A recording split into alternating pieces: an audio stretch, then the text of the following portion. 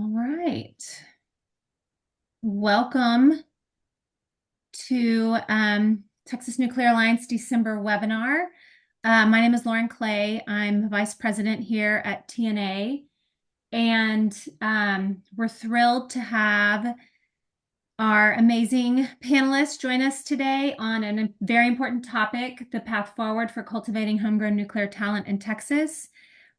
You guys did not join today to hear from me, though, so I'm going to kick it over to Danielle Zigon with the University of Texas at Austin, who's going to kind of be our MC and one of our panelists for today. Thanks, Lauren. Welcome, everyone, to this webinar on nuclear workforce development in Texas. Like Lauren said, I'm Dani Zigon. I'm the Director of Strategic Initiatives for UT Austin's Nuclear and Radiation Engineering program. And I know you guys can't turn your videos on, but just, in your little bubble, just like give some snaps, some good vibes, whatever. Thank Lauren in your brain for everything she does and for hosting this today for us. We can do claps and emojis. Wonderful. Actually, that's my next point. So I find webinars very hard. I think probably everyone does. It's like, is the audience vibing? Is the audience not vibing? I'm talking to a black box. So any feedback during the presentation, like emojis or whatever, is totally welcome. I'd actually kind of consider it a Christmas miracle if we got some. Speakers today. So we've got really great speakers today.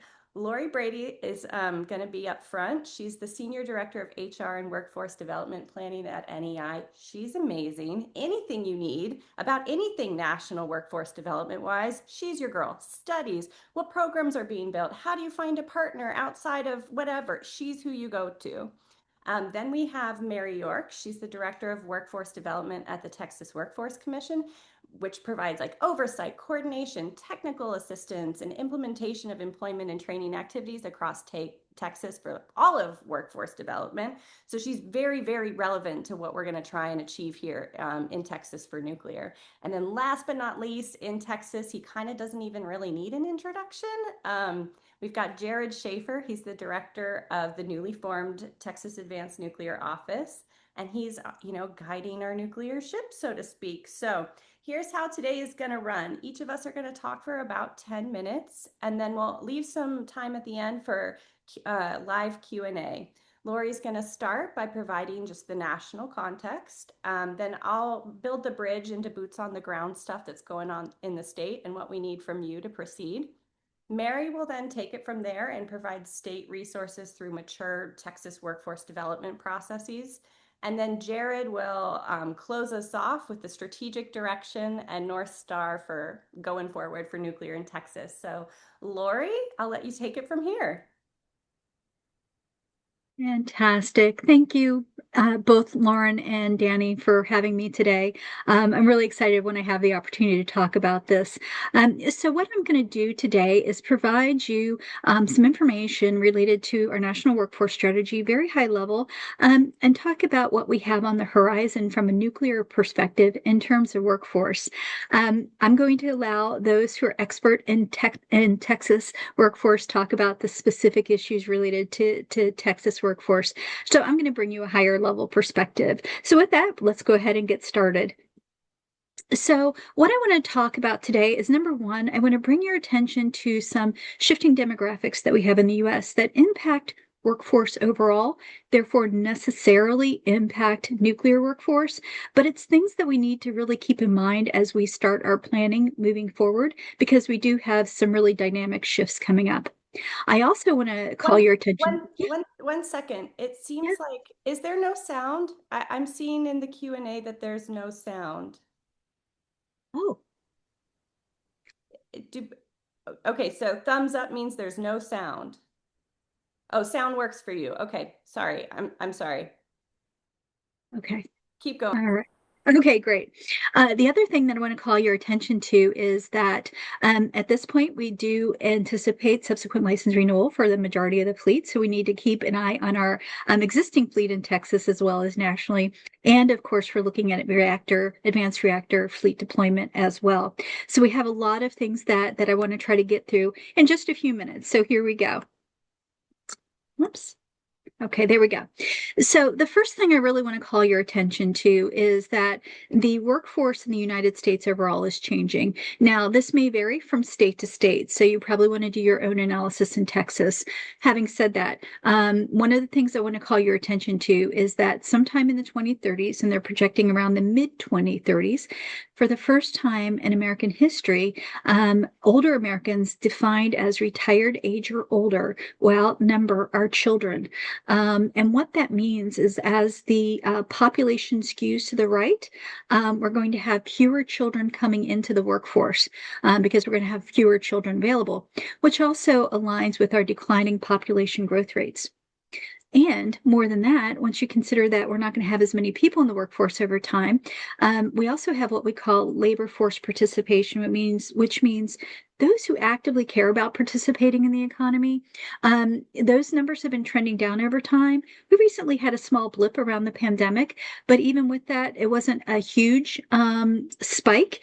So overall, we do tend to have people who voluntarily remain out of the labor market, which is a factor in terms of the number of workers that we're going to have. And while our unemployment rates have increased, over the last few years to some degree, they're still relatively low in the overall scope of things. Oops. Come on. So let's talk about the existing operating fleet. At this point, we think it's actually above 95% of the fleet who will be extending their plant life to 80 years. That's phenomenal. It means that we're getting more time out of our plants, which means that from an economic perspective, it's phenomenal because it means that we may be spending quite a bit to get these plants, but we're also making sure that they're good, high quality, valued products that last a really long time. So we're really excited about the fact that most of our operating fleet will be extending. We also have these increasingly competitive labor markets, as we just talked about, due to demographic changes. And we know right now that we're dealing with a lot of retirements coming out of the economy. And as I said, that's going to exacerbate as we get into the 2030s. While we experienced huge turnover right after the pandemic, we are still experiencing higher than normal. And when I say normal, I will say kind of pre-pandemic turnover rates. And that's because of the Come needs. here, I got it. I'm sorry, hello? Oh, okay. That's because there's changing worker expectations. So if we're not meeting the expectation of workers as they come into our workforce, we're not retaining them as long. So whereas once upon a time, it was anticipated that somebody would get in a job and stay there for majority of their lives as a career, now that's not the overall natural expectation. People would like that to be the case, but that's not always how it occurs. Given these different workforce challenges and given the demographic issues that we're looking at, one of the things that we really need to pay attention to is expanding our reach into communities where we typically haven't reached as far. So that's something that we're looking at NEI. And also we're looking at job qualifications and training. How can we get people in more quickly using things like micro credentials? How do we stack credentials to give people the career growth that they want related to those changing worker expectations, etc. So a lot of things we already need to consider as we look at the existing operating fleet. But then we get into advanced nuclear or new nuclear.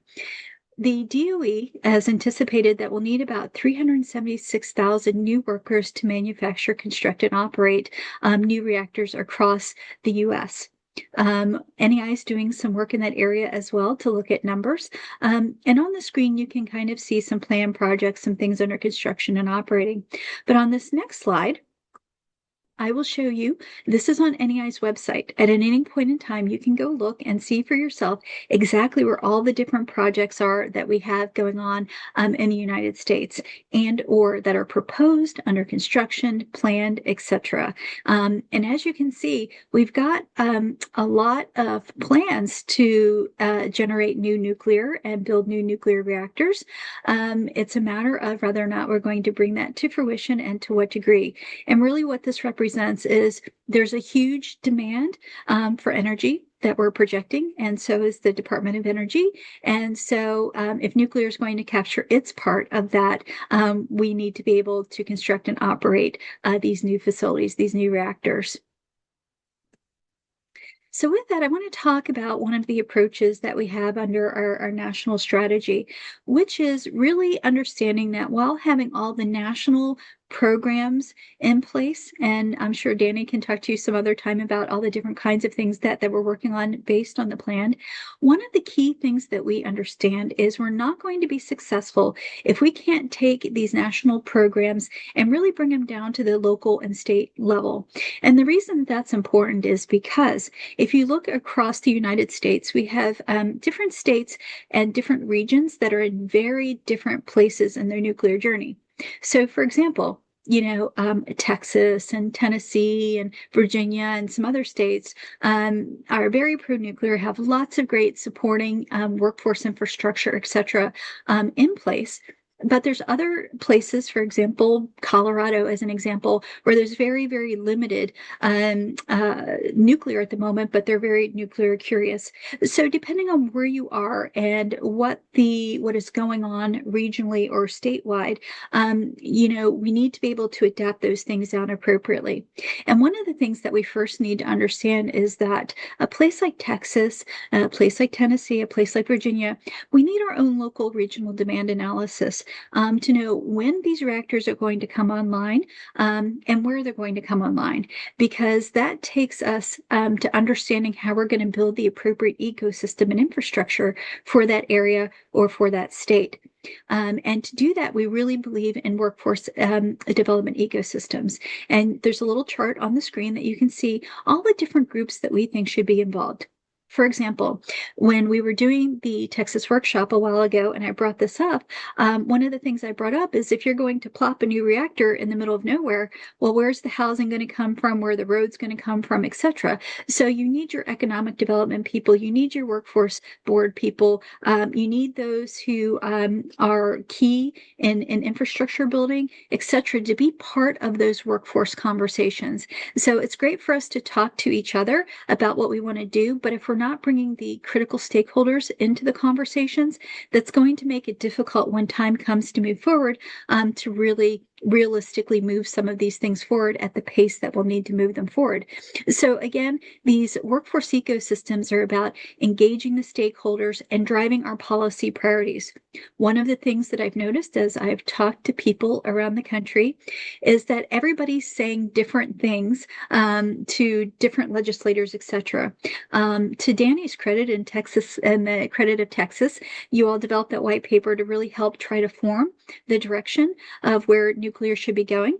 But it's really important to, within that scope, drive those policy priorities that are most pressing so that people all align on and unify on what those policy priorities are so that we can try to get the ball moving in the right direction.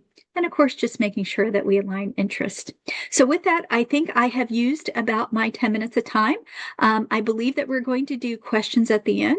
So with that, I will turn it back to Danny or over to Mary, depending on if she wants to tee that up or not.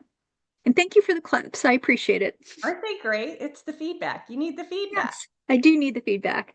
All Thank right. you. Thank you, Lori, for that introduction to the national landscape. And you kind of ended in a perfect spot. I really appreciate for me to pick up. She showed kind of what the framework for a regional approach could look like. And I'm going to report on results now, tell you what this all looks like in Texas right now, where we're at, where we're going, how the report we recently built will be operationalized to help us achieve Texas's vision for nuclear dominance. I'm going to just call out right now, we don't have every answer, but we've got like a 3 to 5 year execution window. So we don't have the luxury of waiting to have every answer before we move. And on that, let's skip to the next page. Before I begin, I just kind of want to level set what prompted this work. As you know, most of you are in TNA, so I apologize if you were already aware of this, but for the newcomers, HB 14 passed earlier this year, and man, like all eyes were on it, and rightfully so. It had $350 million to it, this huge potential to build a future for Texas that was energy rich and brought economic prosperity to our communities. But when we think about the elements that really cause a project to balloon, Vogel comes to mind, reasonably so, where labor shortages, low productivity, quality control, rework, cost years of delays and billions in overrun, which is why I think two really important other bills that came out were SB 1535 and 1534. They were visionary nuclear workforce development bills that were co-authored by Senator Zaffarini and Senator Parker. They're there to make sure we learn from Vogel's mistakes. We learn from, the national lessons that have already taken place. And they're there to make sure we can meet the 10,000 advanced nuclear jobs cliff in the next 3 to 5 years coming at us as a conservative number. Realistically, these bills weren't getting a ton of attention, and I think largely because they didn't cause much conflict. Who's going to argue with wanting a safe, skilled nuclear workforce? And because they weren't incrementally funded. So UT Austin decided to just pick the ball up, move it down the field, and help jumpstart these efforts kind of early. So what we built. We started by building an inventory of our existing resources. We wanted to get our house in order, better understand what we knew we had, what we didn't have. And frankly, it kind of felt like if we had a workshop and we hadn't done the inventory, the primary recommendation from the workshop would have been build an inventory, and I wanted to avoid that. This was always going to be an incomplete thing, but the goal wasn't to make it complete. It was to make it evergreen, something we could add to, something that we could use at a workshop to intelligently identify where our possible gaps were and where we could scale and expand intelligently. And when we went to synthesize these results, I think the most important takeaway I had was the realization of how incredible our talent ecosystem here is in Texas already. We have world-class nuclear workforce development resources, not everything we need, but we've got a lot. But one of the biggest issues we face is they are highly localized, they're in-house, they're siloed, they're fragmented from one another, which prevents us from seeing the full picture and mapping out support for industry and projects accordingly. So after the inventory, we got 60 plus stakeholders together from industry, state agencies, education, labor, it was higher ed, community colleges, technical schools. This wasn't academic theater by any means. And we sat down and we time anchored, our demand, our assumptions around demand and declared projects. Then we mapped the demand for talent in like a qualitative, quasi-quantitative way to get, what roles we needed, when they're needed, reconciled it against known supply, built our gap severity matrix to prioritize, what was most urgent and constraining, and then formed the logical recommendations that would help us address those bottlenecks. And I want to just kind of talk to you about how to use these outcomes. I'm assuming not everybody's going to read every word in this report, and I don't think you have to. So I'll walk you through how I imagine people could use it. Start by identifying your stakeholder group's specific call to action in the executive summary on page 3, and then keep this role in mind as you look at every possible solution. Don't solution from this 100,000-foot view. Say, what should an employer do here? What should education do to support this? So I'm going to start with employers and call y'all out. We cannot build what you do not tell us you need. We need to have a clear market demand signal. Lori said this, I'm going to say it again, and we're going to have you guys move beyond advisory roles and directly invest. State agencies. I have talked to dozens of employers from across the state, and I really believe that once we have policy clarity, programs are going to start to follow. And then on the labor and education side, I'm going to say we because I'm from UT, we have got to expand, but I also think we need to teach the market what each of our specific roles are in this talent development ecosystem. Industry doesn't seem to inherently know always how to use universities versus labor versus community colleges and how to pair them together. And if we don't spell out our roles and preferences for engagement, then we're going to continue to have a lot of inefficient meetings that make us feel like we're going in circles and like we're never going to build a pilot. Next, I invite you to turn your attention to two main sections of the report. On page 7, we have the transformative investments. It's what it says. These are the things we really wanted you to focus on if you didn't read anything else. We believe they could change the landscape here. And then pages 12 to 14 is Appendix 2. We have a list of recommendations that are separated by stakeholder and organized by, impact, feasibility. So you want to sit in this quadrant. So you can kind of pinpoint when and where you want to start realizing value. In my brain, stakeholders should find their category in this list and treat it like a menu of options. Treat it like the Cheesecake Factory. You're not going to eat or order everything on the Cheesecake Factory's menu. Lord help us all if you do. Please invite me. I want to watch if you try. Instead, what I want you to do is look at it like look at it like a menu that you just order one or two things from. Pick the two that make the most sense. Pilot, champion, scale, expand, fund, go from there. Um, we will never have some sort of big ribbon cutting ceremony to celebrate the billions we didn't spend because we didn't have labor shortages, but we have had wins that are worth celebrating already, and I want to emphasize them. We already have one of the strongest, like as Lori already said, strongest nuclear workforce development coalitions in the nation. People in Texas are rallying around this and want to help, and I love to see that. We're seeing state agency alignment, even just through approval of the report and participation there. The Higher Education Coordinating Board is beginning to capture state data specifically around nuclear facing jobs. So as we build these programs, we can say, oh, empirically, this is improving. That's actually very helpful. THECB is also adding nuclear industry advisors to their Economic and Workforce Council to help us, really map that, to influence their strategic direction. We've got multiple pilot programs at state and technical and community colleges that have used this report to justify to their group, their administrations, hey, we should build this program. We've got workforce development and HB 14 scoring criteria. We're going to build a consortium. So we're having wins. They feel small and incremental, but they are meaningful, and I want to emphasize this. I will say we do have some work to do still, right? We don't have a shortage of will or program ideas, but we do have a clarity, coordination, and scaling problem. So I'm going to call us out like one stakeholder at a time.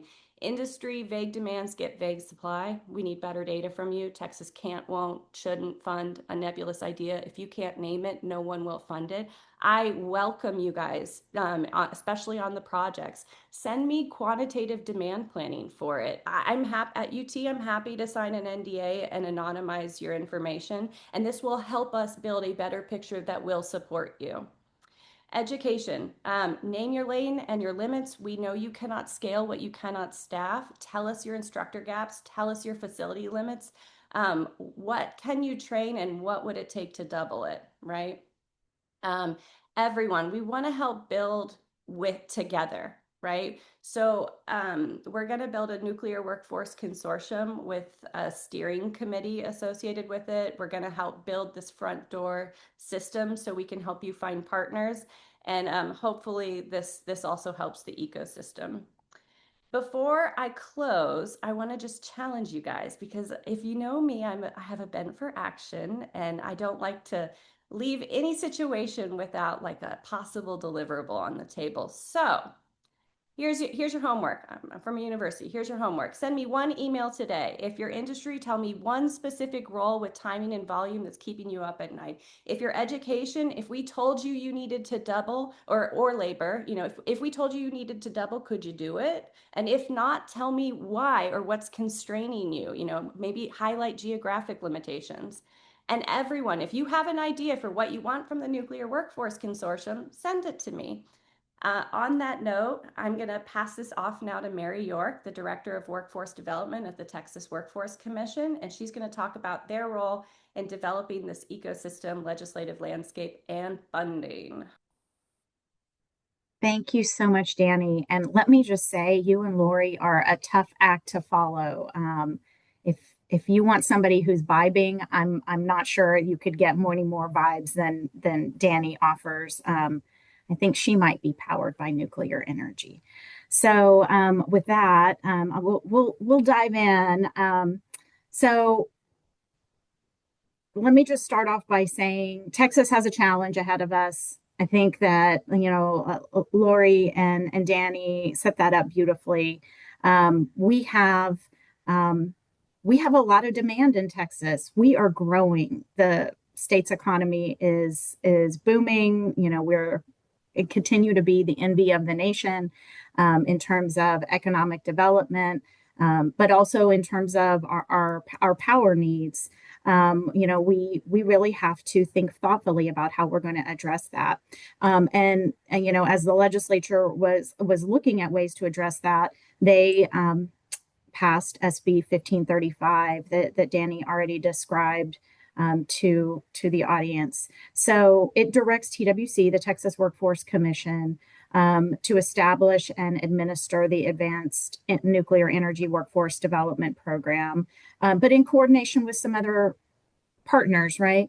So TWC is part of an initiative called the Tri-Agency Initiative, where we partner very closely with the Texas Education Agency and Texas Higher Education Coordinating Board to ensure alignment in our workforce systems, to ensure that the education that's happening in K through 12 and higher education, as well as other types of training programs, are in alignment with what the market needs, with what Texas employers need.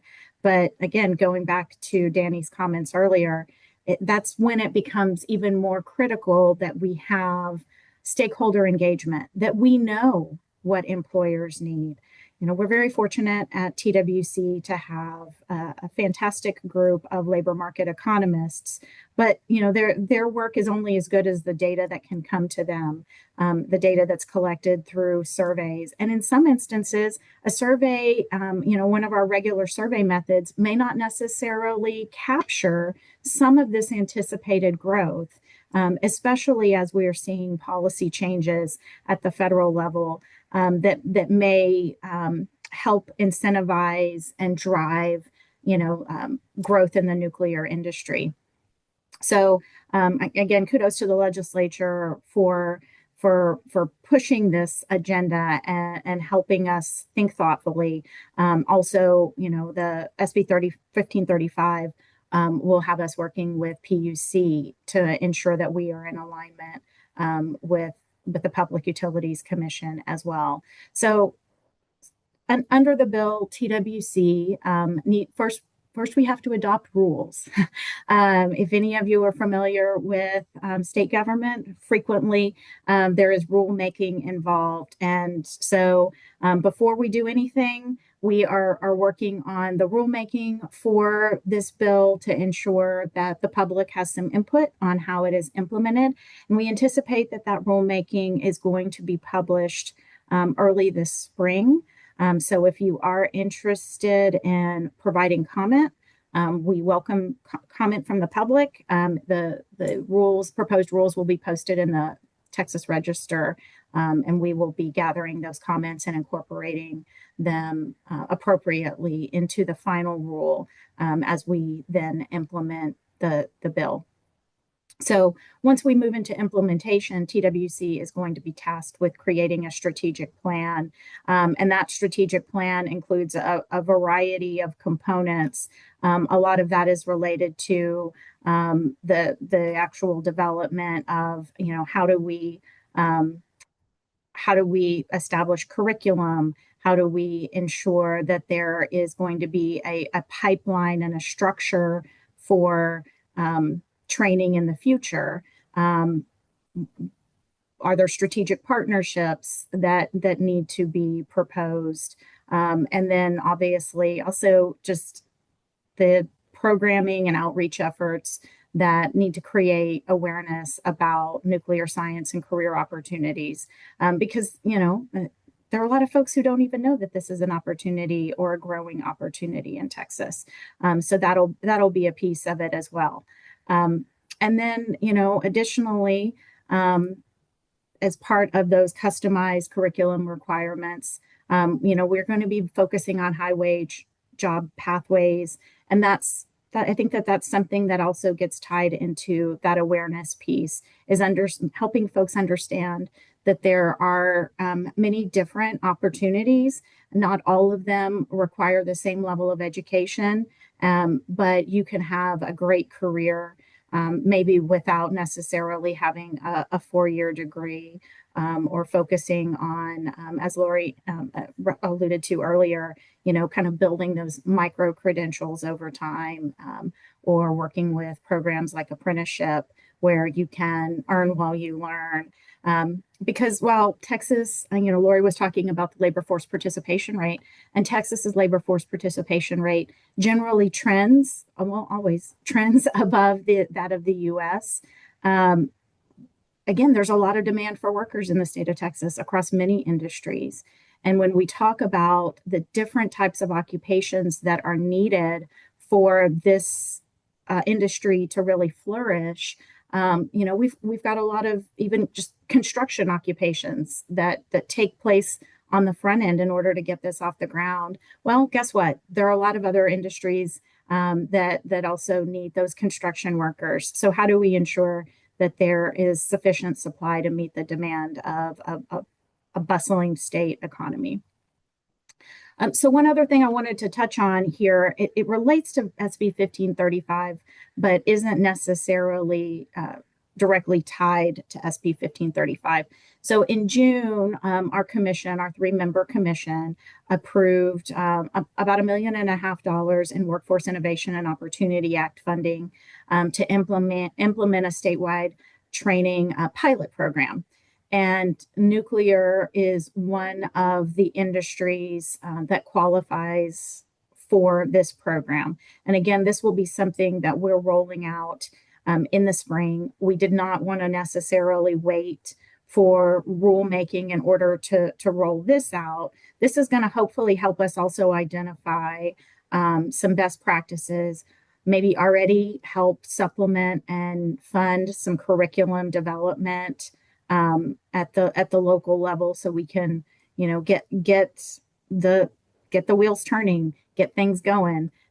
Sometimes, the wheels of state government turn a little slower than we would like, so we want to kind of get a head start and start driving some of that change already. But with that said, we're not starting from scratch.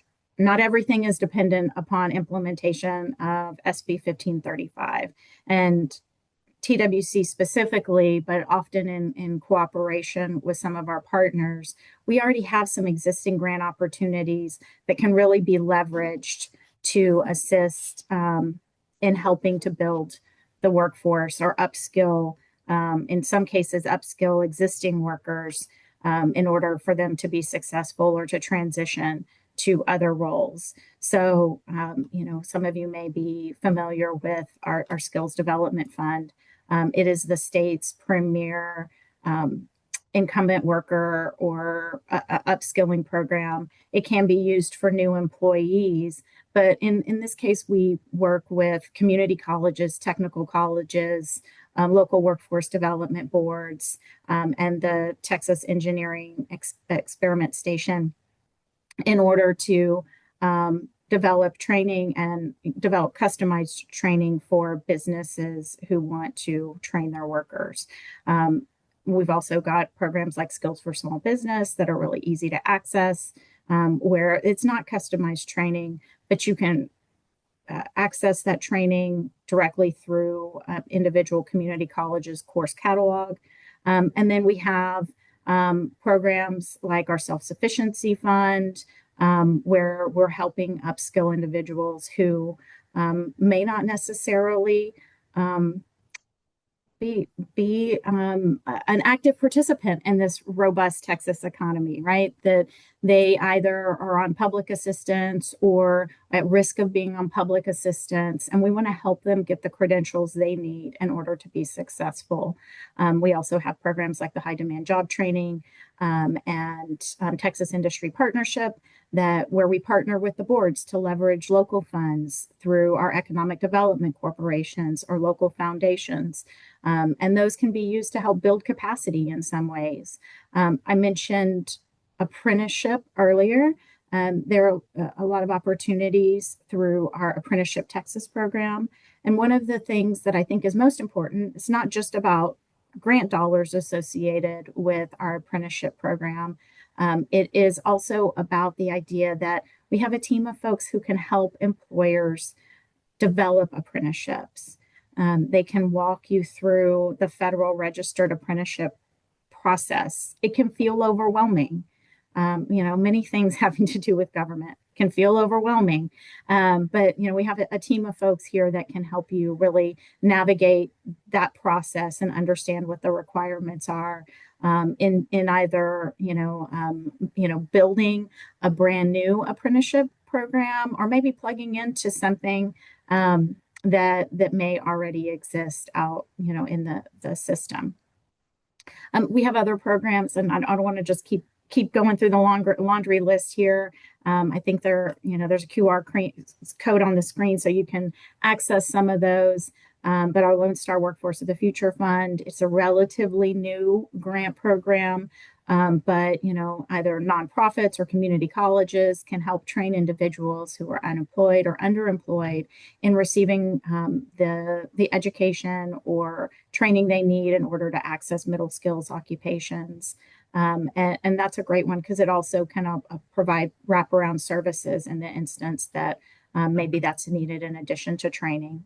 And then our Jobs in Education for Texans and dual credit programs. Both of those are equipment related grants that can help fund equipment that can provide training through CTE programs at the high school and community college level. And then, as I mentioned earlier, construction is a big piece of what is needed in order to support this industry. And so while construction is certainly an allowable industry and the occupations associated with it can be used in many of these grant programs, we do have another grant program specifically dedicated to the construction trades. And then, the system, such as it is, would not exist but for the work being done at the local level. Texas has 28 local workforce development boards. So they are boots on the ground throughout the state. They are engaged with employers and educators and other community leaders to help ensure that they are focusing on the in-demand occupations in their area. So they create a list of targeted occupations in each board area. If there are targeted occupations that you feel like are necessary in your area, but may not necessarily be on their list, that's a conversation we would love to have. We want to make sure that it's on their radar, that they are helping drive potential job seekers or trainees towards these occupations. But in many cases, in order to do that, we want them to highlight that as an occupation that they're going to focus on and invest dollars in at the local level in order to, again, continue to build that pipeline of workers. And this QR code should take you to a site where you can find your local office, the nearest location to you. We have about 170 offices throughout those 28 local workforce boards. And again, these are folks who are embedded in the community, know the folks, know the movers and shakers. In some cases are the movers and shakers, and really are dedicated to improving the quality of life for the individuals in that community, as well as helping to support the employers in driving success and economic prosperity. And with that, I think that was the last slide. I think that I'm ready to turn it over back to Danny. All right. Thank you, Mary. Jared popped up and he's here. He's presenting without slides. And thank you so much for showing up. You got this. Can you all hear me? I'm just going to assume it's a yes. Thanks for having me. My name is Jared Shaffer, the new director of the Texas Advanced Nuclear Energy Office. We are in the early days of setting up. We just recently hired our deputy director a couple of weeks ago, so we are still in the early days, but I would like to kind of share the vision of Teneo as it relates to workforce development in the nuclear industry here in Texas. I think Teneo's mission set and strategic value add in this conversation is we are this state entity that is solely and permanently focused on the workforce development for the nuclear industry. Our tri-agency partners have other curriculum, other courses, other industries that they also need to focus on and encourage, whereas Teneo can serve as that permanent standing entity that is focused on developing this workforce for this industry on an ongoing forward basis. This isn't just before next session. This agency is now here, and this is now what we do. So when we kind of are looking at the grant program and then how we can best support the industry, our workforce development programs, and our tri-agency partners, we've started kind of looking at how are we going to encourage workforce development here in Texas through the design and the scoring of our grant program. Now, while this program is not necessarily to provide grants for specific workforce development programs, but the mere fact of Texas taking such a historic investment and pushing the commercialization of the advanced nuclear energy industry here in Texas further increases those demand signals for talent here in Texas that we've been talking about this, up until now. So the mere fact of the $350 million investment further supports the need for workforce development. And so how are we going to do that in the grant program with a grant program that is designed for supporting the reactors, the fuel supply, the project development, and the manufacturing piece? And one key guiding light that we're going to have in reviewing these applications is what is the project's benefit to Texas and the people of Texas? And so through that lens, in thinking about workforce development, what we'd like to do is create an incentive through the design of the grant program that makes it in the applicant's interest to invest in the people of Texas. Is this project utilizing existing workforce in here? Does this company have they partnered or created an internship or an apprenticeship? Have they partnered for a research opportunity at A&M? All of that will be something we'll evaluate. And if we get an application that's apples to apples on everything else, but one has done these things, this is what we're going to try to encourage. Separately from the grant program is the strategic plan. And I think that Teneo can really serve a true value-added role in this conversation, because we can be the consortium, the home where this conversation can happen on an ongoing basis. So Teneo has to come up with a biennial strategic plan. And what I am envisioning is we'll do advisory committees, much like how the advanced working group with Jimmy Klopfelty kind of was structured. And one of those be workforce development, K through 12, higher ed, technical colleges, community colleges. And it seems like the workforce development it's in Texas as it relates to the nuclear industry is there's a lot of fragmentation and coordination gaps. We can help fill that. We can also help identify local programs that make a lot of sense and encourage their broader adoption throughout the state. And we can speak to those opportunities, identify those challenges, and provide recommendations through our own strategic plan, but also in support of the Workforce Commission's work, and how we can leverage each other's areas of expertise and focus to further the state's development of this specific workforce.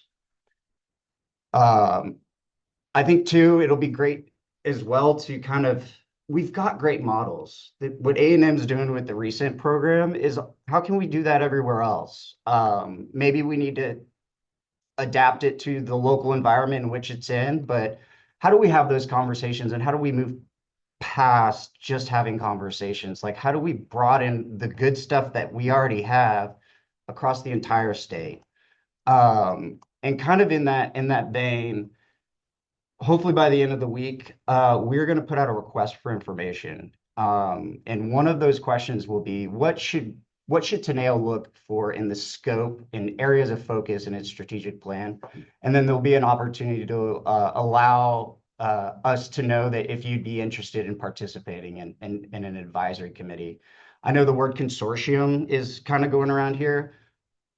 I have advisory committee, but we're talking about the same thing. I just HB 14 says advisory committee and not consortium, but we're talking about the same idea. We've got a lot of work to do. If you would be interested in responding to that RFI, it'll be posted on Teneo's website, which you can go and find at the governor's website under organization. We've got a little tab in there. You can sign up to be on our email list as well if you haven't been already. We'll have more information as we move into the next year regarding the grant program and how we're going to structure the advisory committees. But Teneo, this is the people of Texas $350 million.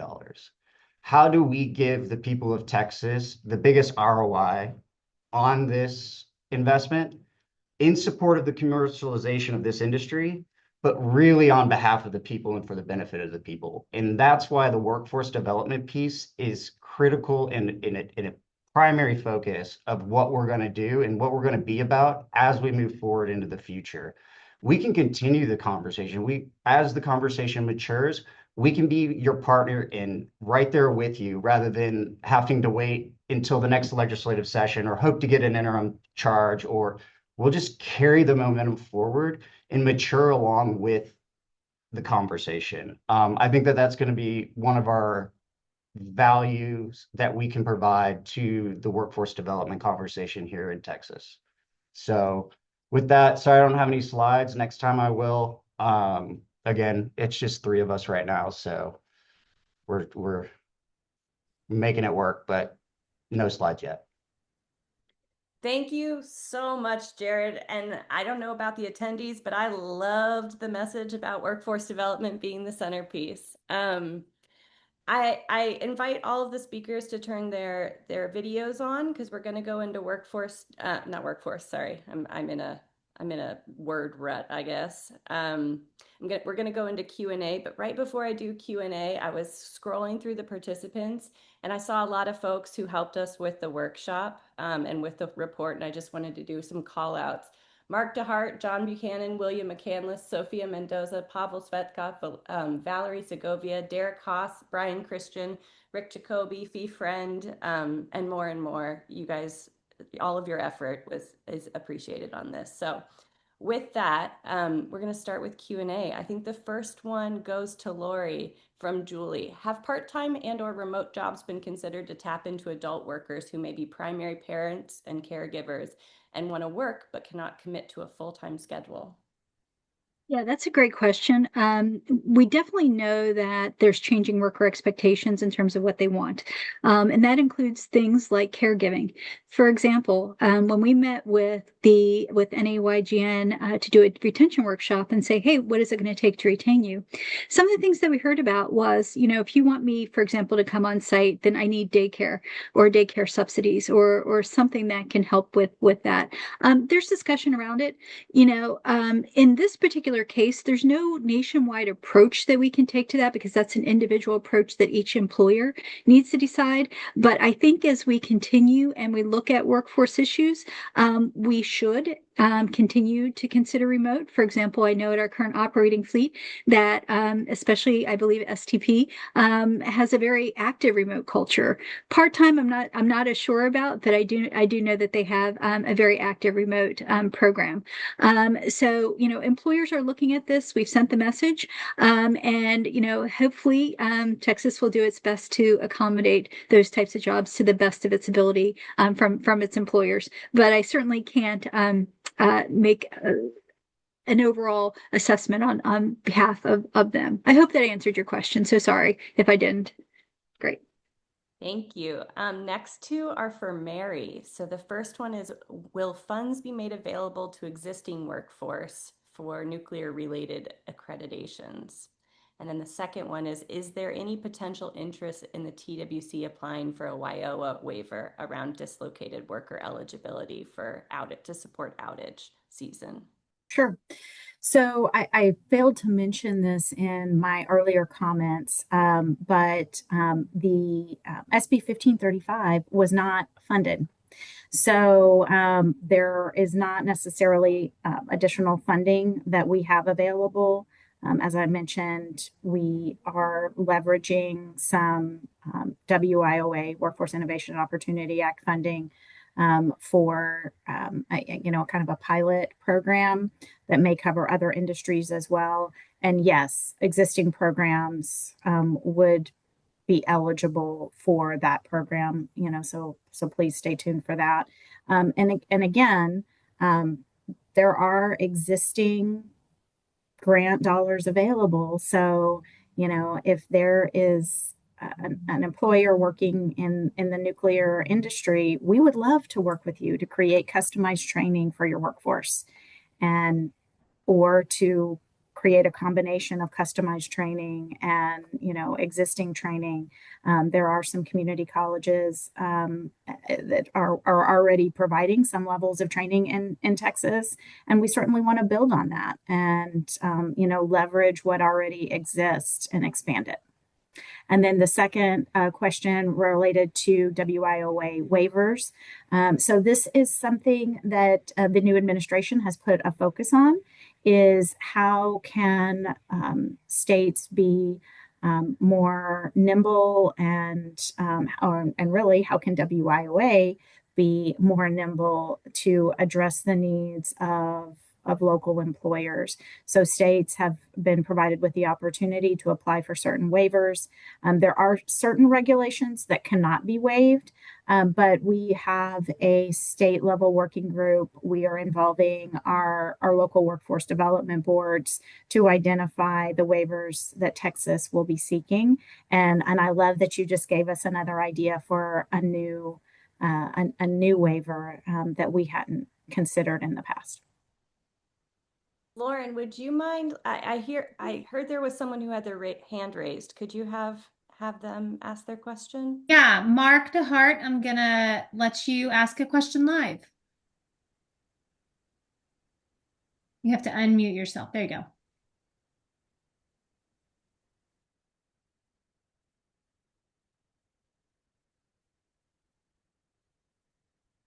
All right. While he figures that out, another question for Jared. When will Teneo begin accepting applications for HB 14 funding? Yeah, the projected timeline we're on now would be try to get a solicitation or start accepting applications. We're going to call it a request for applications, get those out Q1 of 2026.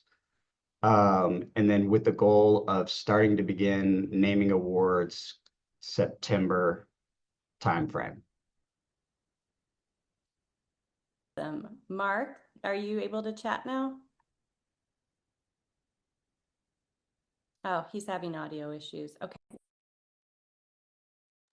Okay, what's another question? So Zazie has a question about younger students. If we're using graduate programs and grants to respond to workforce demand, what mechanisms exist to push those same demand signals downstream to K through 12 students so they don't self-select out before they ever know these careers exist? Maybe that would, who wants to take that? I feel like there's a lot of good. Lori, go for it. Yeah. So one thing I want to call your attention to is for the first time ever in American history, we now have an energy and natural resources federal career cluster that took us 20 something years to get. But because believe it or not, a career cluster is allowing competencies and skills in the K-12 system with the idea of driving towards visibility of jobs in that particular cluster. Now, having said that, it's great that we have it at a federal level, but unless it's adopted into the state, that makes it very difficult. But we can get these visibility of jobs. What I would recommend is that Texas take a look at it if they already have their own energy type of curriculum, that they take a look at it and try to align, or you can adopt in the existing framework because what that does is it sets up the skills and competencies for students to be taught to take in our jobs, and it gives the visibility to careers. Another thing that we have is nuclearworks.org. that is intended at one of its target audiences specifically are those coming out of K-12 and all the different kinds of jobs that they can get. You don't necessarily have to move on for a degree, but should they decide to do so, there's also target audiences for those going to VOTech, community colleges, universities, etc., but people can find the different jobs that they want to do. So we're working very hard on driving the messaging down, and more of that will be done with the Nuclear Energy Academic Roadmap. If you want to learn more about that, feel free to reach out to Danny or myself in the future, but more efforts are going to be made in that area as well. Lots of good stuff to come. All right, thank you. And I guess last but not least, we have one person that says, Jared, what's the best way to get on your calendar or discuss workforce development related things going forward? Yeah, I would recommend signing up for that email distribution list and then responding to our RFI. There's an email in there in which you are going to submit the responses to. We'll take that in and we'll start sending out updates on ways to participate, engage with the office as we kind of go through those early 26 and start planning towards the formulating an advisory committee. So I'd say that's probably the best place to start. And then we can kind of take it from there. But yeah, let's do that for the beginning. Awesome. Okay, well, it is 10:58 and I like to be timely and help people stay on schedule. So wanted to thank you, all the attendees for coming, all the people who helped with the report for making it happen, and Lori Brady and Mary York and Jared Shaffer for coming today and just telling us all the stuff about workforce development and making sure it stays on the agenda here in Texas so we can do big things in this space and execute on our nuclear dominance vision. So I hope you guys have a happy holidays and thank you for coming. Thanks, everybody. Bye-bye, everyone.